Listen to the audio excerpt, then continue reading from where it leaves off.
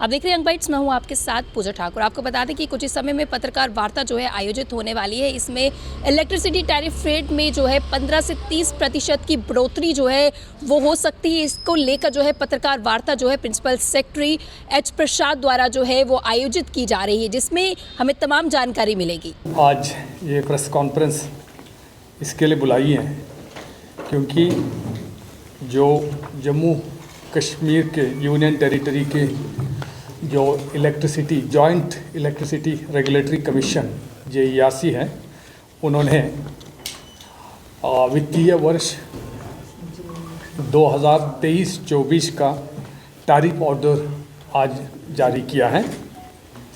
उसके बारे में मैं आपके माध्यम के द्वारा जम्मू कश्मीर के नागरिकों को अवगत कराना चाहता हूँ।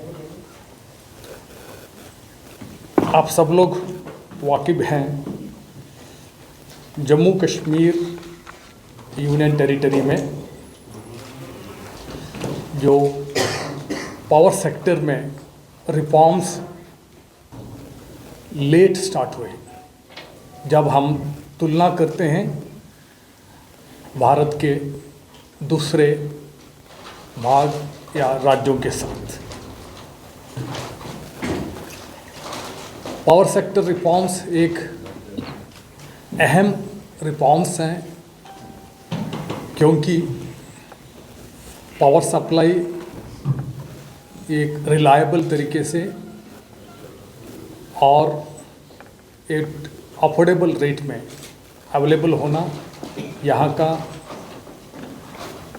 ईज़ ऑफ लिविंग के लिए, ईज़ ऑफ डूइंग बिजनेस के लिए, यहाँ का इकोनॉमिक डेवलपमेंट के लिए, टूरिज़्म डेवलपमेंट के लिए और हर किस्म का डेवलपमेंट के लिए एक अनिवार्य है।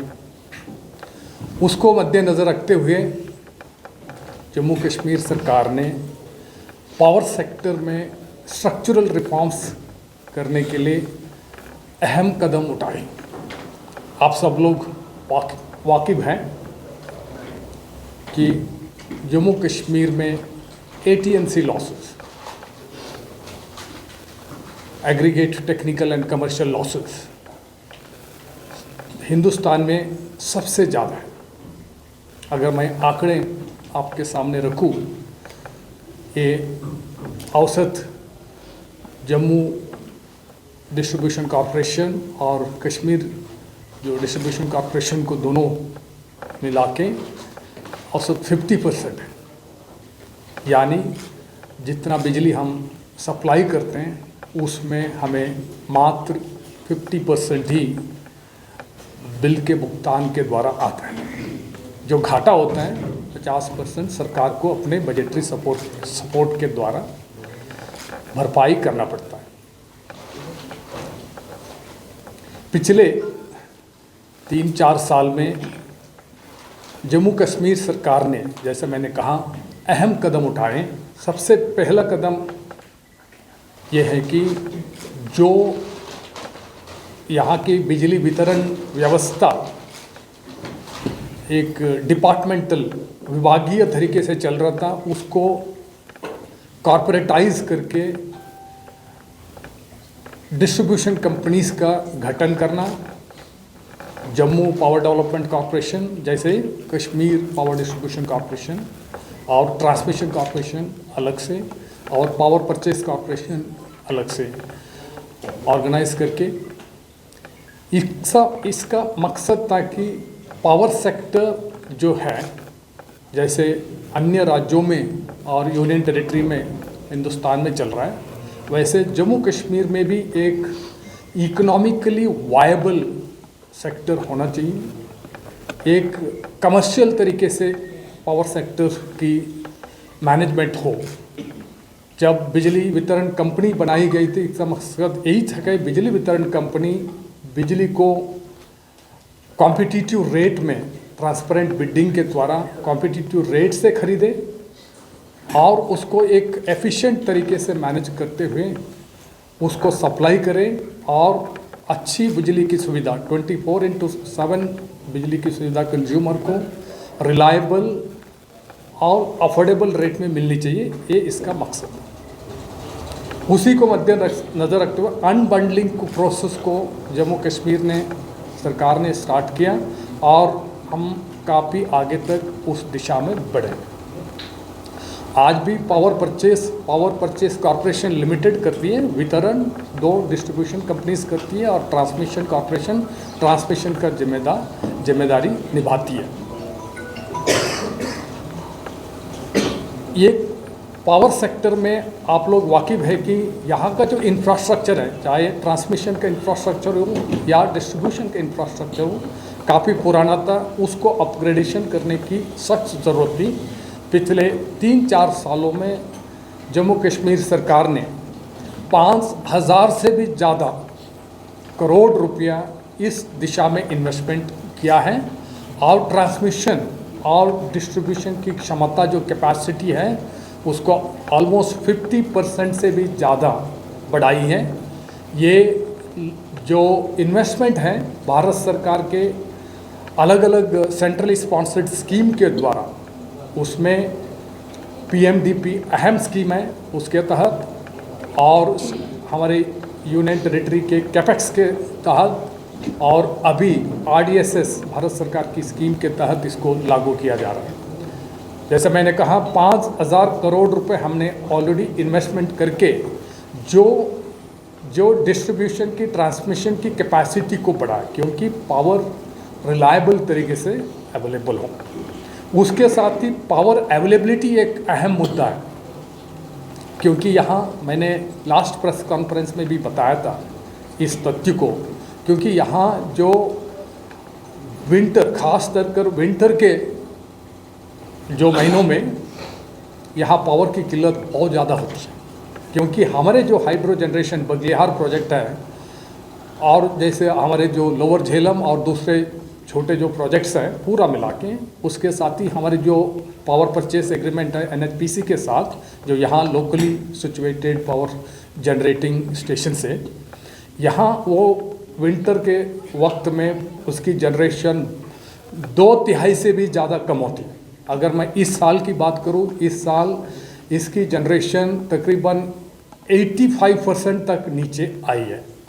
जब पिछले जून जुलाई में समर सीज़न में हमारे जो स्टेट जनरेटिंग कंपनीज़ है बगलिहार प्रोजेक्ट और लोअर झेलम और अन्य प्रोजेक्ट के हिसाब से हमारे 1050 मेगावाट की बिजली की यहाँ जनरेशन हुआ करती थी जून जुलाई में। अभी ये मात्र 150 मेगावाट को सीमित है। आप ही अंदाज़ा लगा सकते हो 1050 से 150 तक आना, ये तकरीबन 85% से भी ज़्यादा घटोती हुई है, क्योंकि हमारे यहाँ जो नदियों में यहाँ के जो स्ट्रीम्स हैं उसमें पानी की बहुत ज़्यादा किल्लत है। और हमारे जो PPA जो हैं, जो NTPC के साथ और उसके साथ ही न्यूक्लियर पावर कॉरपोरेशन के साथ भी थोड़ा कुछ है, और NHPC के साथ हैं, और अन्य जनरेटिंग कंपनीज़ हैं उनके साथ हमारा है। मगर विंटर के वक्त क्या होता है कि क्योंकि हमारे यहाँ हिल स्टेशन होने के नाते विंटर में डिमांड बहुत ज़्यादा होती है बिजली की, और अन्य राज्यों में जहाँ विंटर का प्रकोप ज़्यादा नहीं होता है या ज़्यादा होता हो तो भी तभी, क्योंकि वहाँ डिमांड कम होती है। उस वजह से ये NTPC के जो पावर प्लांट्स वो मेंटेनेंस के लिए इस वक्त शट डाउन करते हैं, क्योंकि डिमांड कम होता है। हमें जो हमारा PPA है NTPC के साथ, उसका पूरा हमें पावर फ्लो यहाँ होता नहीं है विंटर में, वो भी हमें एक दूसरी किल्लत होती है। तो हमारी अभी जो डिमांड है, जो पीक डिमांड है 3000 से भी ज़्यादा 3200 मेगावाट तक की डिमांड है। मगर हमारी जो पावर अवेलेबिलिटी है पूरे सोर्सेस को मिला के, NTPC का, NHPC का, अन्य जनरेटिंग कंपनीज़ का, हमारा जो यहाँ जो UT का जो JK SPDC है उसका जनरेशन सब मिला के हमें 1350-1400 मेगावाट ही अवेलेबल होता है। तो हमने PPA इसी दिशा में, क्योंकि ये हमें हर साल उसको झेलना ना पड़े, हर साल उसको किल्लत को फेस करने के लिए हम है ना पावर एक्सचेंज से खरीदना या दूसरे कोई किसी के साथ बैंकिंग करना और हर साल भारत सरकार के सामने जाके हमें पावर की डिमांड देना, क्योंकि ये एक टेम्पररी मेजर है। हमने इस दिशा में परमानेंट कदम उठाए हैं। हमने हमारे जो CBPL के द्वारा जो जॉइंट वेंचर के NHPC के साथ प्रोजेक्ट्स चल रहे हैं, उसमें तकरीबन हमने 40 से 50% तक का पावर, यानी हमने उसमें 950 मेगावाट के हमने PPA बंदोबस्त किए। जब पावर जनरेशन स्टार्ट होगा यहाँ से वहाँ से हमें पावर मिलेगा। 1650 मेगावाट की पावर हमने सोलर पावर प्रोक्योर करने के लिए जो solar corporation, solar electric corporation of India है, सेकी, भारत सरकार का उपक्रम, उनके द्वारा हमने एग्रीमेंट किया।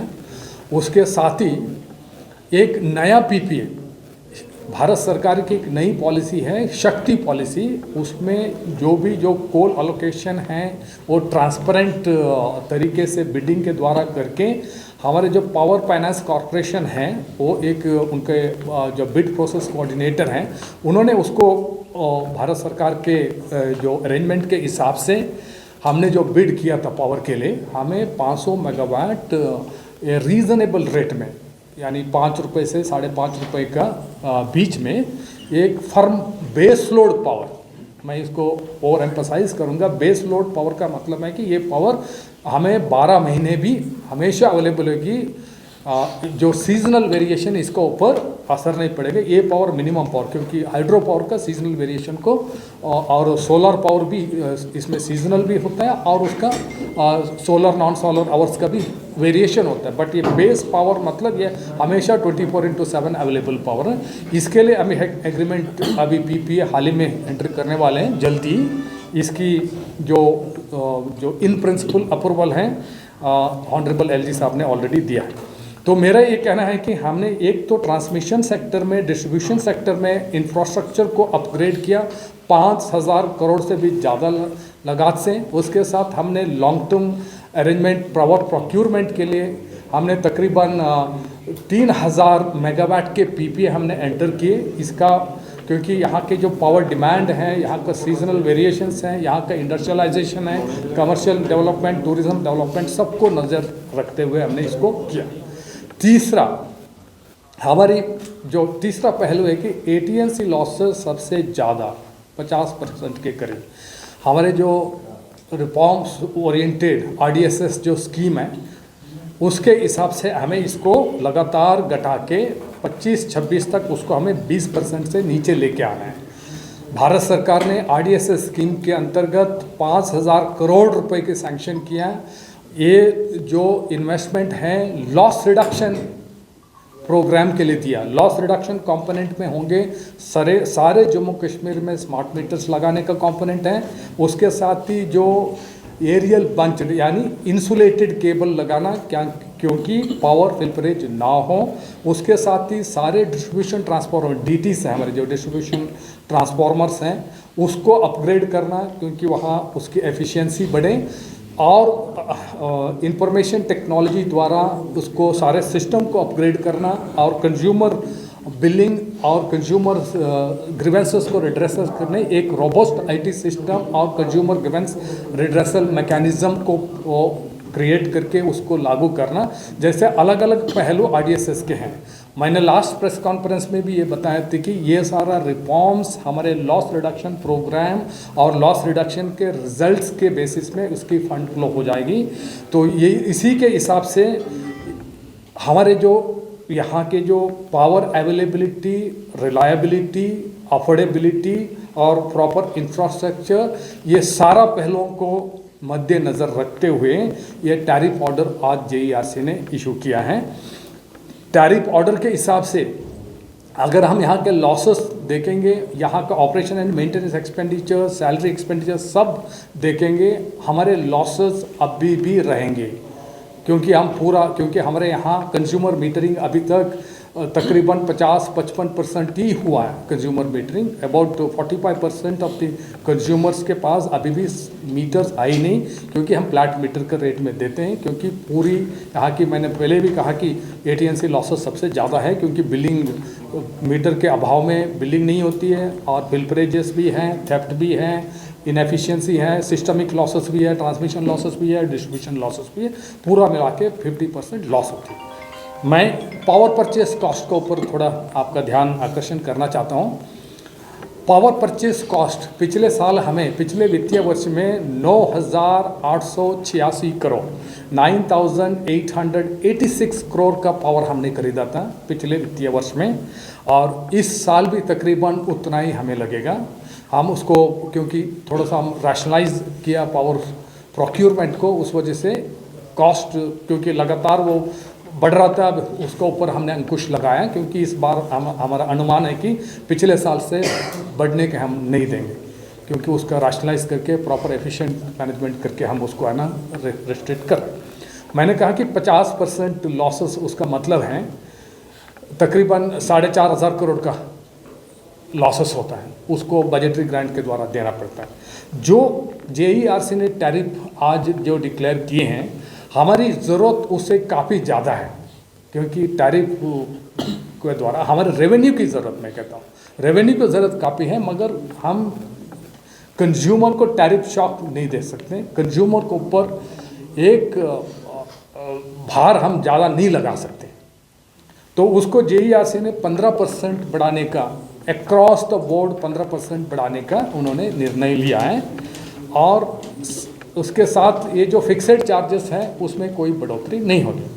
मगर सरकार ने सारे फैक्टर्स को, सारे स्थिति को ध्यान में रखते हुए ये जो 15% JERC का रिकमेंडेशन जो है बढ़ाने का, उसको नलीफाई किया।